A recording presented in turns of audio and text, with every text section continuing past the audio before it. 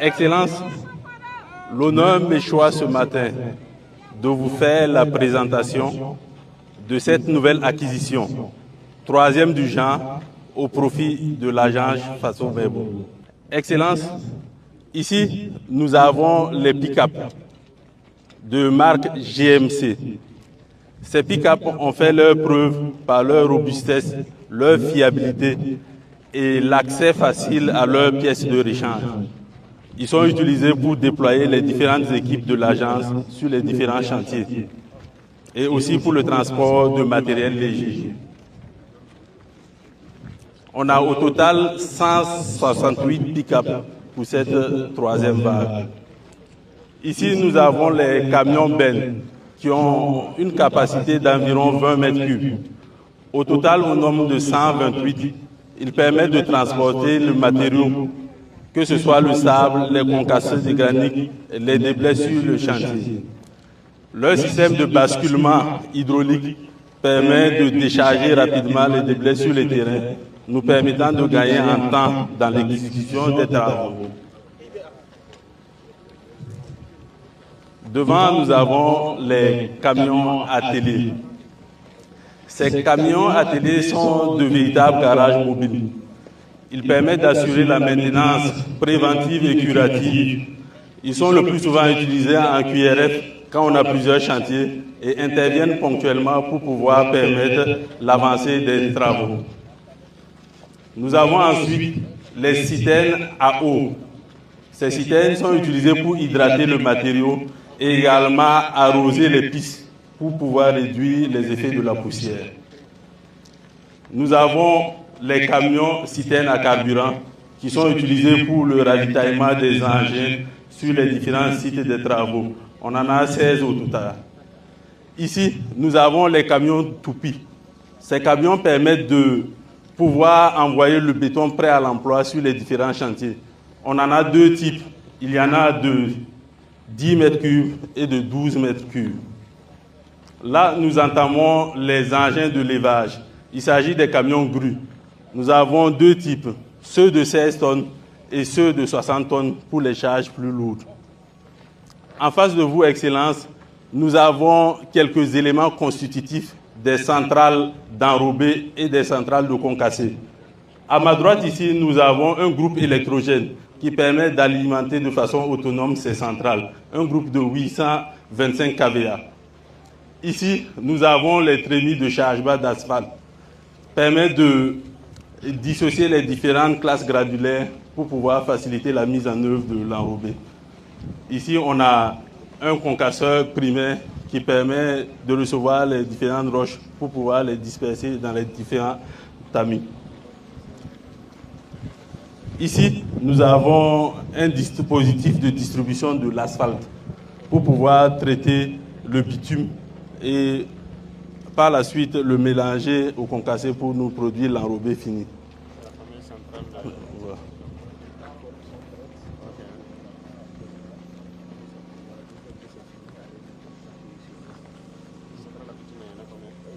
Il y en a 4. C'est 4.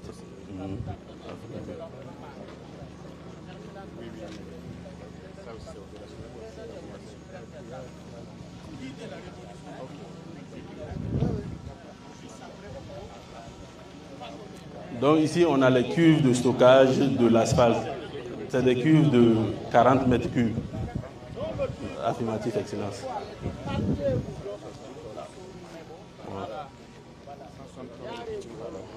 Oui, oui. Affirmatif. Donc ici, nous avons les différents chariots élévateurs pour les manutentions sur les différents chantiers. On a trois types, celui de 16 tonnes, de 6 tonnes et de 3 tonnes. Ici, nous entamons les engins de terrassement. Nous commençons par les mini-compacteurs. Il y en a deux types, les SRD 03 et SRD 04. Cela permet les compactages légers et dans les zones d'accessibilité restreinte. Devant, nous avons les compacteurs rouleaux lisses, 16 au total. permet les compactages plus lourds et le compactage des couches de roulement et des couches de finition. Plus loin, nous avons les compacteurs pieds-moutons qui permettent un compactage plus en profondeur et permettent de compacter les sols cohésifs. En face, nous avons les recycleuses, au nombre de 4 au total. Ces recycleuses permettent de réutiliser le matériau sur place, ce qui permet de favoriser un gain en matériaux en temps et aussi un aspect plus durable. Ici, nous avons les niveleuses, 32 au total. Les niveleuses sont utilisées pour le nivellement du terrain et les travaux de finition. Là, nous avons les tractopelles. Il y en a 8. C'est des engins vraiment polyvalents. À eux seuls, ils permettent de faire le chargement, de creuser, surtout dans les espaces urbains, où les engins plus lourds ne peuvent pas intervenir. Il est aussi utilisé pour le curage de certains caniveaux. Voilà. Ici, nous avons les pelles hydrauliques. Nous en avons 12 au total. Les pelles hydrauliques sont utilisées pour les travaux d'excavation, et également les travaux de creusage et de fondation. Le dispositif, le godet, peut être démonté où on peut remettre un marteau-piqueur qui va permettre de briser les différentes roches. Pour ce modèle, nous avons des pelles hydrauliques à chenilles, mais il y a d'autres modèles qui sont à pneus également.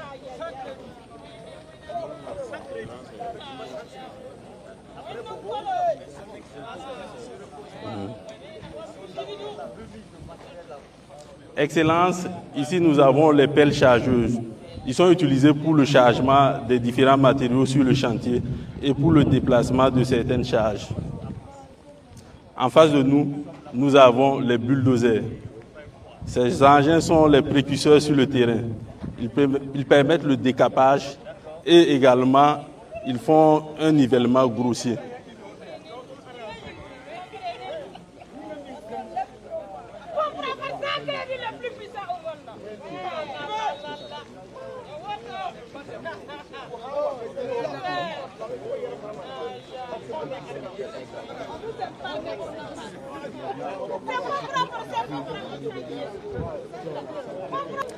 Et dans ces conteneurs, au nombre de 4, c'est des bases logistiques, si on peut s'exprimer ainsi.